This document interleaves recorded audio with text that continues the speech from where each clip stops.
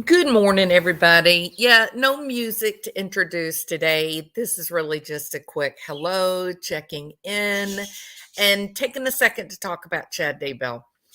Um, as this trial with Lori-Vallow has progressed, I guess I should say, as it has progressed, and we've learned more about the way that Chad Daybell interacted with Alex Cox and lori-vallow during these really critical days.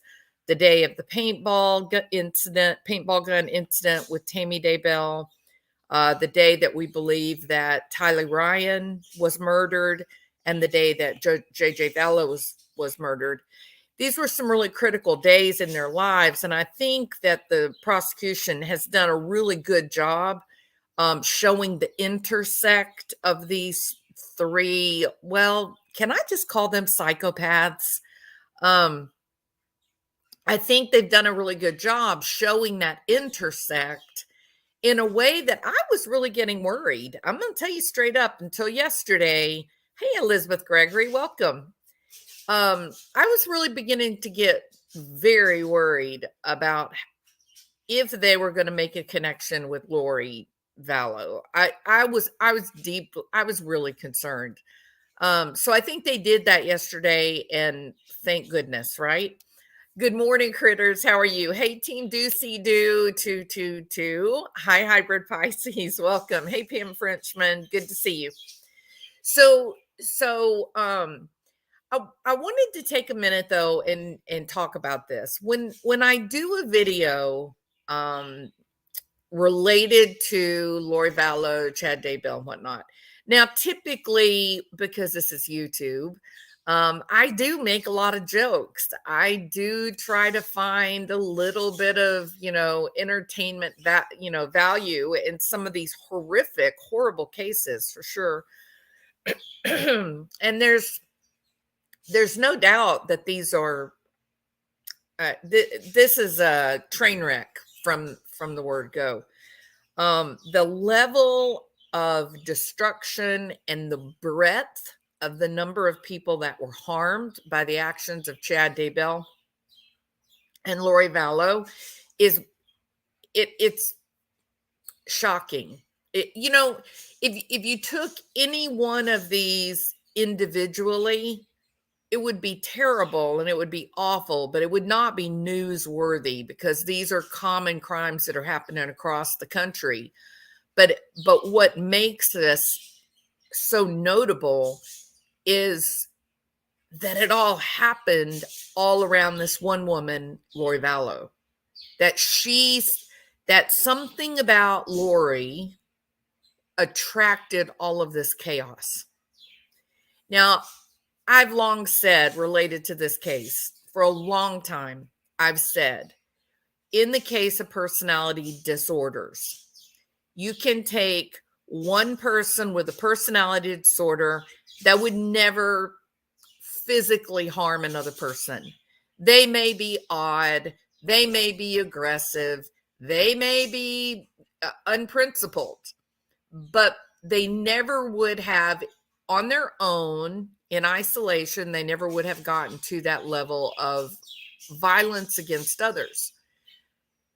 It takes it's not just the person individually so out of control that they're running around just destroying people left and right. It takes something extra to give them permission. Otherwise, you've got this crazy person who's not really functioning well among others. They're out of control. They get caught fairly quickly. They don't have the ability for careful planning and cover up. It doesn't have people that are so off the rails that they're able to just kill at will. Anybody that irritates them or upsets them or doesn't bend to their will gets killed. They get caught very quickly. Nobody's surprised when they're caught. They go, oh, yeah, we could tell he was a strange one for a long time. So when you get someone where perhaps they were a little odd, perhaps they were a little unusual, perhaps they had an inferiority complex, a lot of failure in their life, but trying to sort of hang on and have a little bit of success when it's uncovered that they've been able to commit multiple or many murders and not found out till much later, then people are standing there with their mouth open going, wow, how did this happen? It needs something extra. There has to be a little something extra to take that person with the personality disorder and kind of empower them to do the unthinkable, to make them believe that they can do it and get away with it. And in this particular case, it does seem to have been Lori-Vallow. It's a curious question. If Lori and Chad had never met, would everybody still be alive and well? I think perhaps yes. I think that what you have here is, unfortunately, the transition, the catalyst, let's call it the catalyst for Chad Daybell to go from being an incompetent, bumbling Mormon. Lori-Vallow enters stage left. She becomes the catalyst for Chad's transition to FLDS. She provides that little something extra, what we call lust. She provides to him lust, something that he probably had really not ever really experienced to that level before, because she's highly manipulative, correct? She's highly manipulative. She's used her sexuality and her sex appeal as an effective tool throughout her life. And perhaps she was accustomed to manipulating Alex using sex appeal under the guise of humor. Isn't this funny? No, you're acting out incest. Gross, right? So Lori was the catalyst for Daybell. He up until he met her, he's just a bumbling fool looking for significance. You go back into his early years and he talks about how he felt so alone that no one cared about him. Later on, he talks about his magic pen, that his magic pen becomes filled with fire, and the Lord speaks to him and says, you don't need higher education to achieve your dreams of what? Warren Jeffs? Did Chad Daybell convince himself that he was some sort of Warren Jeffs character, except this was going to be a Warren Jeff, a newer, improved version, who was going to be a godly man instead of a sinful man? You know, they say that Chad Daybell is in shock that he's in jail, that he can't believe that he's in jail.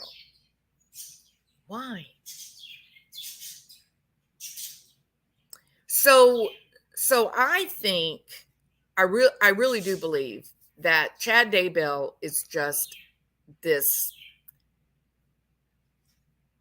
inconsequential firstborn who never gets the approval of his father, who, although he's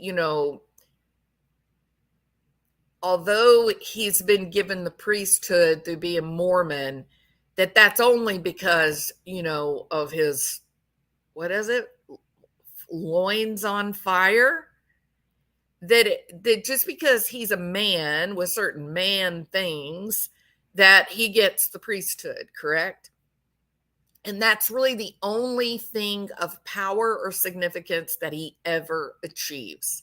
He can't get anything right. He is fulfilling a job in his community that needs to be fulfilled. There's no question about it. Being a sexton, right, sweet tea, it's pretty awful. He's doing a job as sexton that needs to be fulfilled, but is it a job that gets him the godly approval of his father? And the big answer would be no. He couldn't compete with his brothers.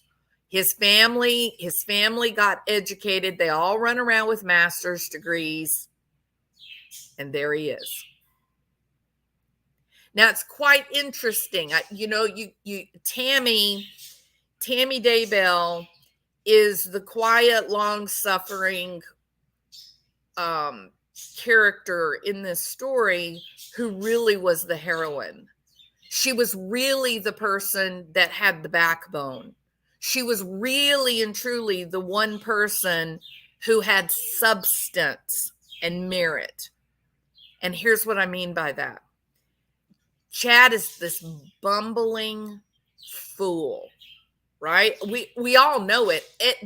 Look, maybe I'm a little more outspoken than a lot of the other channels that grow and get really big because they're aware, well, I don't want to offend people. I don't want to lose viewers. I don't want to. But for me, you just get who I am. I'm just who I am. And if people don't like it, they don't like it. And people like it, they do like it. Then that's fine. And I don't have any problem with that. But I don't want to self-censor. I don't want to. I want to be able to enjoy my channel, which is why it's not a part of my profession, right? Or my career. So when I say that Chad Daybell is a bumbling fool before meeting Lori, that as a child growing up, he is that kid who just can't get it right. He just can't get it right. He's a bit goofy. He's so goofy that every single channel creator has created a nickname for him, whether they want to use it while they're live or not. Doesn't mean you didn't do it. Okay. You can't help but create a nickname. He's that kind of person, and he's mean. He's mean because of his inferiority complex. He's mean because he never got the approval of his, godly father. He's mean because he didn't get the attention that he began to develop these fantasies as a child and convince himself that he was destined for greatness and that others just didn't see in him what he really was. He's mean. He's a coward. He's passive aggressive. He doesn't come out swinging and take care of his own business when he needs to. He does things like calls the police to have one of his good friends stopped and get a ticket because he drives too fast through the cemetery. That was a moment of power for Chad. That was a power play for him. It made him feel good. See, I do have position and power. And meanwhile, back at the ranch, Tammy, the real heroine, she's doing real life. She's taking care of her family. She's working hard as a librarian. She's raising a whole passel of children. And she's taking care of her husband in terms of money. Chad is such a bumbling fool that he can't even have a decent job. And so Tammy, as a librarian, knowing the business of books and literature, she sets up a publishing company. Don't miss that. Don't miss that. That was her publishing company. That was her publishing company. She set it up. She created the business. And then what did Chad do? Oh, I think I want to write some books. I think I want to write some books, Tammy. I think God told me to go write some books. And Tammy probably thought, oh my God, please just go get a job. You can't write. But she was the dutiful wife. And she knew that he was never going to get his books published. Never. That there wasn't a publisher anywhere in the world that was going to publish one of Chad Daybell's books. And so she set up the publishing company. She's the real heroine, y'all. She was the heart of that family. She was the one that made it work. I mean, for goodness sake, look at the condition of the family once Tammy's gone. It's a disaster. So Chad failed to recognize the reality of the situation he was in, that without Tammy being the dutiful wife and holding up her family,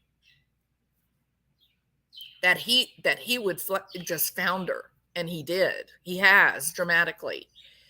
He did not pick up on the fact that this woman who was beautiful, but she was strange. She was beautiful, but she was manipulative. She was the Jezebel. Why? That's what I want to say. Chad, you believe you're, of the priesthood. You think that your veil has been torn like some, demure little young woman's slip, but you couldn't tell that right there in front of you in the flesh was the biblical Jezebel. Really?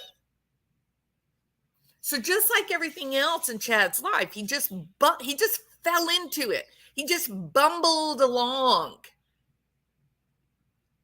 between his inferiority complex that was driving his foolish decisions, the fuel of his narcissistic rage that people just didn't give him the respect that he deserved. And now you have a manipulative Jezebel, also on her own, highly narcissistic. And you had the perfect storm. This was the perfect storm. This is what I tell y'all. You get one personality disorder that meets up with another personality disorder, and you've got a story for the 6 o'clock news. On their own, apart from one another, it never would have happened. Nobody ever would have lost their life, not one. But his kind of crazy and her kind of crazy, put them together, and you've got a nuclear explosion of personality problems. Their personality problems are so deep, they don't even know who to blame. They don't even know which one of them actually was the driver of this disaster.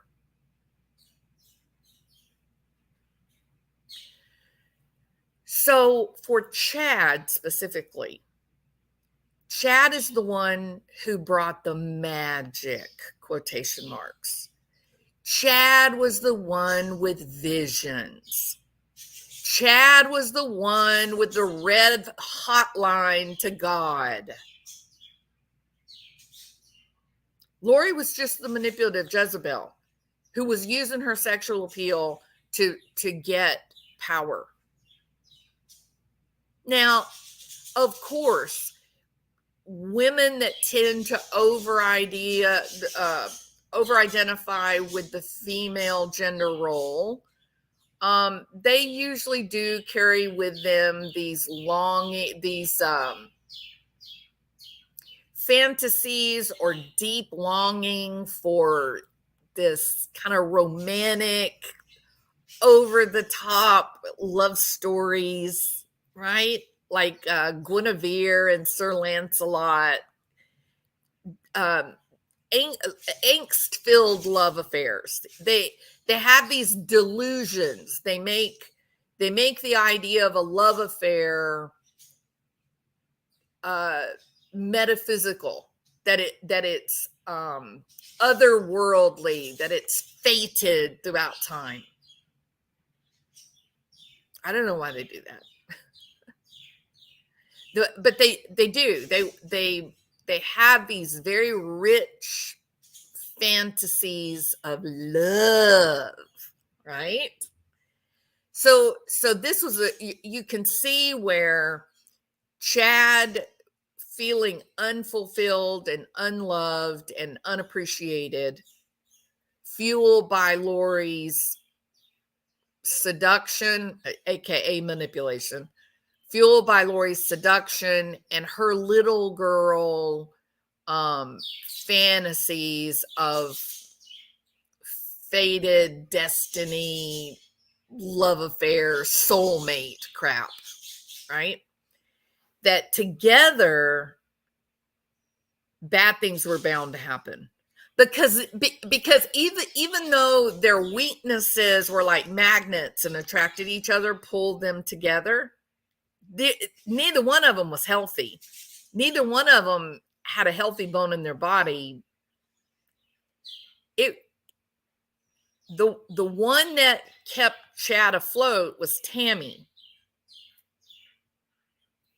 So I think for me, my calculus in this whole thing, and how in the world did it happen? How in the world did we get to this mess?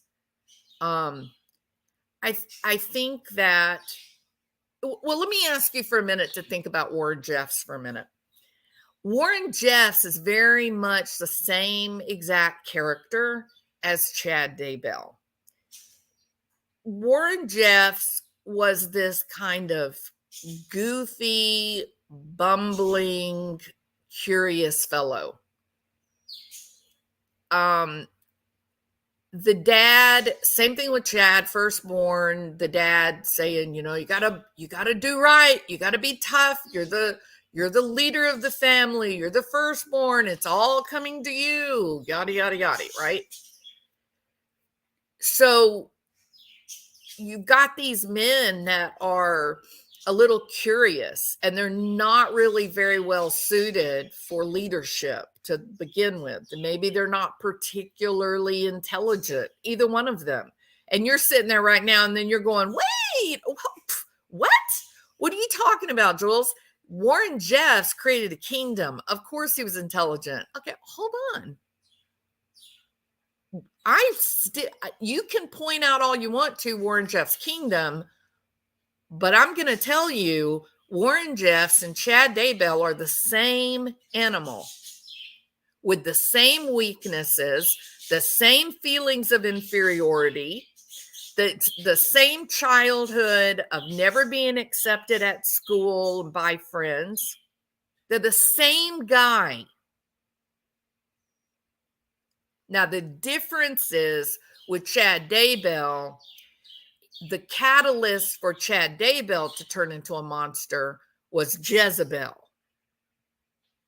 That was his catalyst to get his kingdom. It required Lori to be there to fire up his loins, if you know what I mean. But with Warren Jeffs, whose dad was already FLDS, there was already, he was born into that fundamentalist movement that said women are a tool there for you to use at will. Lori made herself the tool. Lori agreed to be the tool. Lori willingly put herself into that whole use me as a sex object role. But it's still the same. it's still the same in terms of the effect that it had on these two men's psyche. These two men that were incompetent on their own 2 feet. They were incompetent. They were unable to manage real world on their own 2 feet. And so there ended up being this hyper focus, this, I guess, if you want to call sexual awakening, that basically fueled a monster. And when you say, oh, well, Warren Jeffs created the kingdom, Chad Daybell didn't get it, could barely get out of the bed without falling over. Well, you probably don't know that much about how Warren Jeffs created that kingdom. It was handed to him. The people of the FLDS dearly loved Warren Jeffs' dad. They believed in Warren Jeffs' dad. Warren was just manipulative. He just recognized a good thing when he saw it. And he said, well, you know, the old man's about to kick the bucket and they're all going to be going, oh, what happened to our prophet? Our prophet's not ever supposed to die. It's going to be my job to become prophet. And so he makes sure that he buddies up to dad before dad dies. And when dad dies, then Jeff begins funneling messages from his father to the people of FLDS. And then in a very strange way, he begins saying, oh, I'm my father. Listen to me. The prophet wants you to know X, Y, Z. And so the people were weakened by their fundamentalist beliefs. They were raised to believe as a small child believes. We've all heard that in the Bible. We've all heard that. But we go to church on Sunday and we sit there for 45 minutes. Then we go home and have fried chicken and football. We listen to the teachings. We treat one another with respect. We don't kill, all those things. But we're not having people come to us and say, hey, buddy, pass it over. You made $2,000 last month. You owe God $1,500. Let's have it. Well, no, you can't take my $1,500. I need it. I'm sorry. Look in the Bible. It says right here, believe as a small child. I'm the dad. I'm the father. I'm the priest. Give me your $1,500. Shut up. Let me have it. And they took it. Warren Jeffs is not the genius. He's just an unprincipled, immoral, manipulative ass. There were people in the FLDS that were geniuses. There were scientists. There were businessmen. These people were making money. And Warren Jeffs exploited them. Exploited their religious beliefs. This is the problem with giving religious leaders so much power. They didn't earn the power. They lied about having the power. And Chad Daybell figured that out. Once Lori-Vallow came along, I believe Lori said, you're it. You're the prophet. You're the one. Don't you see that sparkling tabernacle in Rexburg? Look at the field. I can see it now. It's glowing and glistening, Chad. It's my vision. I see it, and I see you as prophet.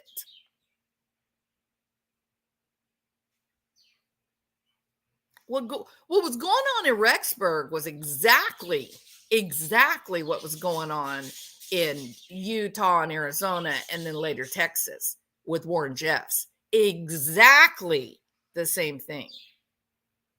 Exactly. The difference is Warren Jeffs inherited his power from his father, but his father was loving. His father was treating the people with decency. They were happy. And from that point on, They were simply trying to maintain happiness with Warren Jeffs at the helm. And woo, talk about a fall from grace. It didn't take long at all for Warren Jeffs to destroy a lifetime of community that his father created.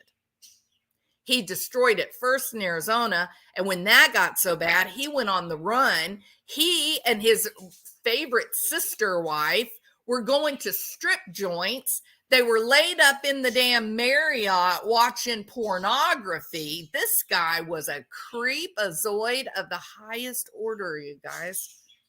People don't recognize that. They don't understand that. A lot of people talk about Chad Daybell and they say, oh, so creepy, you know, what he did, what he wrote about, you know, lori-vallow and their sex stuff and all. It's just weird. Why would a grown man his age be writing out foolishness like that? Because he never had it before, because he had never known lust. He was married and he had sex for children. But in terms of that seedy, animalistic, just manipulative kind of sexual exchange, he'd never had before. That's why he's writing about it. It invaded his brain. He couldn't get away from the things that Lori did. And I'm going to stop there. And we did later find out here in Texas, they did later find out that, and this is actually what Warren Jeffs will now spend the rest of his life in jail for. He was a pedophile. Warren Jeffs was a pedophile who had manipulated the parents of these children to believe that because the rape of their babies was happening in what looked to be a temple in a church, it was sanctioned by God. Now, that's not evil. I don't know what you want to call evil.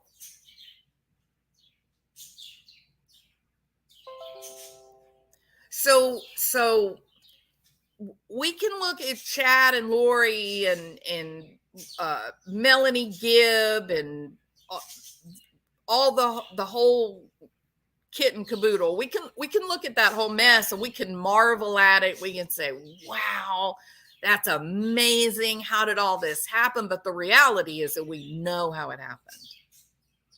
We know how it happened at this point now. You've got a kid who was hungry for significance. You got a little kid who was never really accepted. His identity is for crap. He's not good at anything. He's never been recognized for anything other than being male. And he's hungry for significance. Tammy is making it work. Tammy is working from sunrise to sundown just to keep food on the table and get her kids grown. She's doing the best she can while she has a bumbling husband who's walking around babbling about spirits and ghosts and God. Of course Tammy was depressed. Just thinking about being married to Chad Daybell depresses me. So he's incompetent. He lacks integrity. There is no identity. He has no idea what it takes to even be functional, much less successful. And when you compare him against his brothers, he just looks worse because they all did great. They all went on. They all had advanced degrees. One's an attorney. One's a physical therapist. I mean, these guys, he's the black sheep, guys. He's the big disappointment, and he knows it. He hates his wife because she is making it work. She is supporting him and holding him up. The only thing he's got is stories. He knew he was making these stories up. He knew it. He knew that he was the big fraud. He knew he was the big fraud. And then one day, Jezebel walks right up to the table where he's selling his bad books. Jezebel walks up. Jezebel gets into his head and manipulates him and molds him to reach her delusions of grandeur. You, Chad, you're the next prophet, Chad. And if the church won't accept us, if the Mormon LDS won't accept us, well, we will just make our own kingdom because you're the real prophet. Just like Warren Jeffs was the real prophet.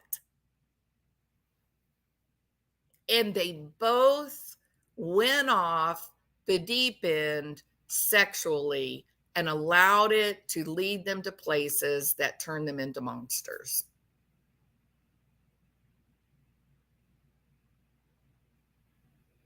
All right. So I think, like I said, I think hopefully that helps understand Chad a little bit more, why he's sitting in jail, wondering how did I end up here? This is so unfair. You can just hear him, right? This makes me sick. I didn't do anything wrong. I told my stories. If they want to believe my stories, they make me sick. Right? That's him right now. I promise. Right now, today, he's sitting in his cell and he's thinking about how unfair life is to old Chadster.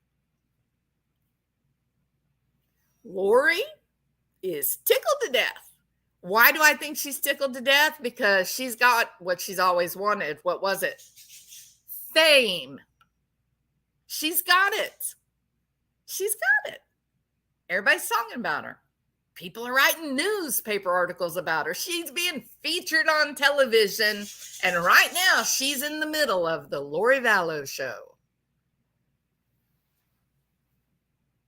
But because she's childlike, she's not thinking about this time next year. Does Lori believe the script?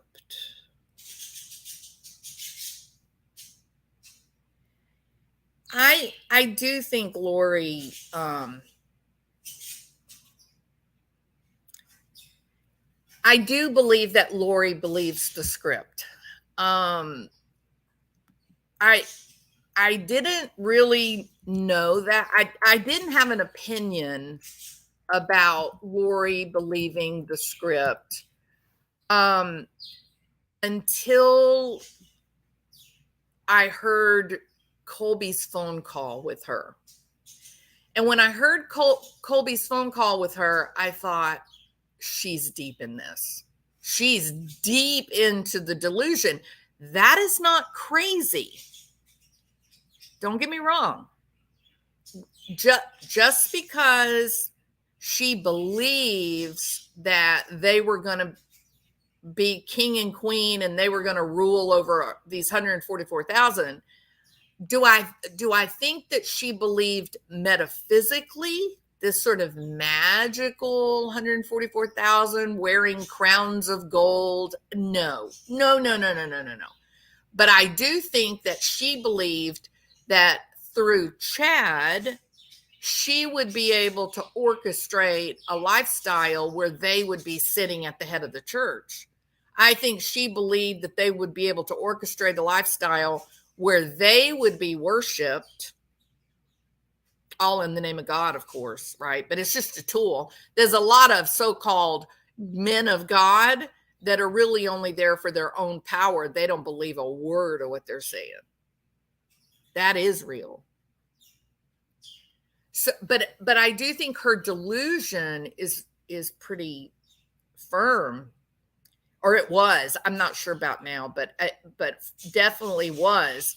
Hearing the phone call with Colby, hearing the phone call with Summer, she's hanging on to her delusion, I think, as a way to insulate herself from the reality of, holy God, I killed my kids. You think about it.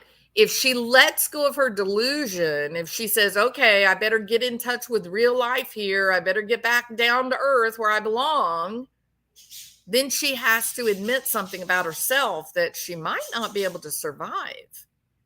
But that's not the same thing as legal insanity. That's different. I do think that, and I've heard people have talked about folly ado in passing, like on different YouTube channels and such, while they were discussing this case. But really and truly, this is a shared delusional disorder. Now, do I think that Chad was as deep into the delusion as Lori? No. I think Chad used this mystical, magical skill set. It's not real. He knows that it's not real. He knows that he doesn't have special powers, y'all. Just like Warren Jeffs. Warren Jeffs never, not for one day, did he worry about the eternal salvation of his soul. Never. He's rolling around in bed with 2 or 3 women in the Marriott watching pornography and going to strip joints, staying drunk all week. Does that sound like a man of God? Does that sound like a God who believes in the lessons of the Bible? No.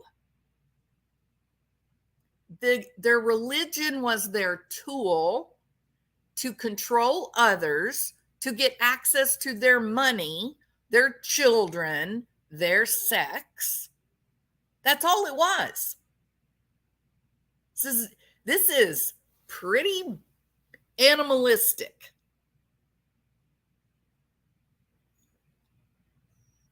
It's like a bunch of lions out on the savannah. The daddy lion lays around. He's the biggest lion in the pack. When he wants sex, he just goes over and takes sex. And I don't know if you've ever watched the female lion, but she's not happy about it. And when he's hungry, he just walks over and just takes the food. He just takes what he wants. And he's living a great life, raping and pillaging, literally, until what happens? One of the lion juniors grows up. That's one of the reasons why the male lions run all the juniors away. Get out. Get away from my raping and pillaging grounds. Go find your own raping and pillaging grounds. But eventually the young lion comes back and says, you know what? I've had enough of this. I'm going to be a better daddy lion than you ever thought about being.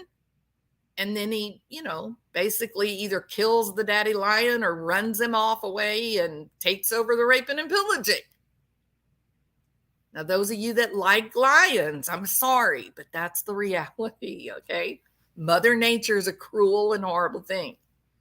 But in humans, because, we have opposable thumbs and something more than a brainstem, we're a little bit more sophisticated in our raping and pillaging.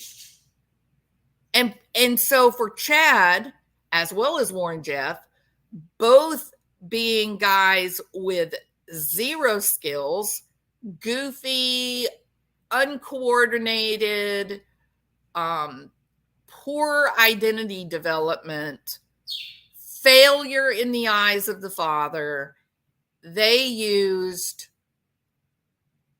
an imaginary magical connection to God to do what other men do by being kind and successful and loving.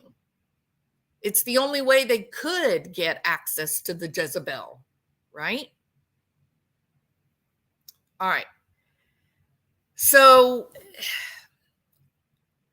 this thing between Lori and Chad. Chad doesn't believe fully. He believes in the power that the word will get him. He believes, oh, look how great. I think that he watched Julie Rowe tell her lies, or what appear to be lies. Maybe Julie has a special power I don't know about, but I'm a skeptic. All right. So maybe Chad watched Julie and said, wow, look at her making all that money by telling fictional tales. And also, look at all those people willing to go listen to her talk and give her money for fictional tales. Ooh, maybe I'll try that. And that's exactly what he did. Chad's earliest book said fiction. These are fictional tales of the end of the world, right? But magically, when he says, ooh, look, my veil is torn. I got a holy tattered veil, and I can see the future. I can look. It's gonna be hell on earth. Everybody needs to come to Rexburg. Me and my queen are gonna build a shimmering temple on the hill. Come with us. Come with us. I mean, you have to be, there has to be something wrong with you to listen to Chad Daybell and say to yourself, there's a guy I can get behind. That is a guy that inspires confidence. No, he doesn't. He's silly. He's foolish. But Lori carries something different with her.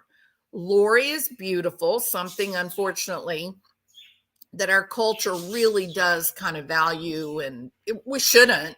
Appearance should make have an effect on the way others receive us, but it does. With Lori by his side, he's got a woman who has a great deal of sexual appeal. She's fairly intelligent, but more important than that is that she's beguiling. She is attractive, personality wise. She's extroverted and vivacious. She pulls people in with her personality. Now, is she mad? Is she a little crazy? Folly en famille? Yes. I think she does. I think this is a real case of madness of many, which is a word I can't say, right? But it's, folly plus, what is it called? Folly of the masses. Folie au plusieurs. I think that's what it is. Folie au plusieurs. You can have folie à deux is a shared delusion between two people. Okay. But there are also these other syndromes where you'll have like an entire family that's bought into the madness. They're all believing the same nonsense. Yes, the entire family. We saw the spaceship come from out of the sky. We saw it. It was here. Now, the people that work in this field that research these shared delusions, it's easier to call it a shared delusional disorder than all of this French stuff when you don't speak French. Okay. But nevertheless, it is all the same. It is this idea that if you have one person in the mix who might be crazy, but they're also quite influential or delightful in their social presentation, that may give them the ability to influence others to believe what they are believing. And that has a French word too. That people that are, how should I say this? there are people that might be predisposed to believe in the fantastical folie simultanée, that they're like the FLDS, that they're raised in an environment from a small child. They're raised in an environment that says magic is real and our God is a magical God. And while you may not have visions or dreams or a sense of the future, there are others who have that. In fact, one of our prophets had a magical rock. Now, the more skeptical among us, dare I say it, those of us with our feet on the ground, we may look at each other and go, he has a rock. This guy is saying he's got a rock. Yeah.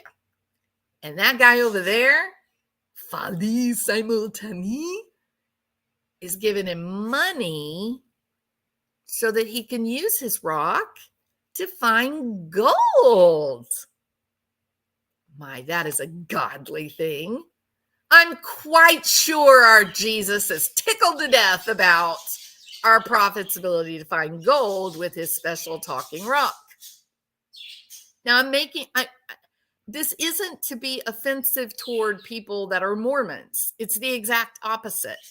There is Mormon or Methodist or Baptist or Catholic, and then there's FLDS or Branch Davidians. The people, we have a larger religious order that provides a blueprint for culture to be loving and kind and orderly and fraternal. That when we live together in a culture, we should treat one another with respect and love and dignity. And for the most part, the Bible and the modern day religious teachings do that. I mean, if you ever listen to Joel Osteen, let's be honest, he's a motivational speaker. He's a motivational speaker with a heavy background related to religion, and he's turned it into a fortune. His ability to make people feel good about themselves and their lives is so effective that his surgeon brother left a fully operational private practice to come work at the church. There was more money working at the church than there was as a surgeon. That's shocking. And yet Osteen just gets up on the stage and builds everybody up and makes them feel powerful and competent and effective, and then sends them on their way for a week of success and hard work and love with their family. And it works. And people flock. They flock down to what used to be the Rockets professional basketball stadium. I'm not kidding, y'all. They flock down there a couple times a week to feel good. They're going in and they're getting the benefit of a psychologist, therapist, motivational speaker, and great dad all in 30 minutes and with whatever money that they can afford. If they can afford $10, they give $10. If they don't have any money, they don't give any money. And if they're really wealthy and excited about Joel, then maybe they give them a, $50,000 endowment once a year. But that is a, I was a little bit worried about this whole Osteen thing. I was thinking, this is getting a little bit uncomfortable. The stories that were coming out in the news and what you'd read in the Chronicle. And I was like, okay, I think I'll go down there and see what this is all about. And I was feeling concerned. I thought, I'm going to get down there. I'm going to find my favorite seat, because my dad had season tickets to the Rockets. Man, that man loved the Houston Rockets. And so I said, okay, so I'm going to go down those same, stadium I used to go in with my dad, and I'm going to go and see what this is all about. So I get down there and park, and I'm looking around, and I'm going, this is just eerie. It's just weird that this was like the Houston Rockets. I mean, the place would be packed. And now I'm going to church. This is weird. So I went in, found a seat, sat down, began watching everything that was going on. And really and truly, I was dramatically relieved that there was I didn't hear anything exploitative, right? It was really just get out there and do great in life. You can do it. If anybody else can do it, you can do it too. So go make it happen. And there was some Bible verses thrown in, and maybe about 15 minutes, of, God said this, Jesus did that. But for the most part, where Joel Osteen is concerned specifically, it is just inspirational, maybe a therapist, a lot of words of, positive affirmation, staying away from alcohol and drugs. There was a lot about, not using drugs and alcohol. But I didn't hear all of this money, give me your money. I didn't, it really, wasn't there. I was also quite happy to see, I filled out my little piece of paper, and everything. And I thought, boy, I bet they're going to be calling me every day, right? Come, say, can we come visit you? Come. I didn't get any of that. None of that. So I was like, okay, so maybe it is possible for someone to be seen as a religious leader and they not be harming others. Maybe that is possible. Now, I know I've seen his houses. I get it. It's uncomfortable. I wish people would keep more of their money in their pocket, right? That he doesn't need it. That's the truth. But he does have some millionaires that really like him. And I think a lot of that cash is probably coming from them. So anyway, back on the subject of Chad Daybell, I think Lori had visions of being Victoria Osteen. I think Lori recognized the power that could come from religion, and that Chad was writing these books, and he already had an inside foot with the whole Preparing the People movement. And I think she literally believed that she could be the dominant person controlling Chad, and that Chad would be the one controlling the followers. I really believe that she believed that, and that her disorder was really about being powerful, much more than a belief in he's a real prophet and God's a real thing. Because there's no way she would have done the things that she did if she had believed there was going to be a day of judgment. No way. She is currently at this point high, I believe, from this delusion of grandeur. I think she is experiencing these, so I'm a believer in the whole biopsychosocial, effects of what we do or what drives us. And I do think that her need to be special, her need to be important, she really believed Chad was the vehicle that was going to get her there. And currently, I think that she has rationalized and said, aha, finally, I'm someone notable. But she's not being realistic about what that means.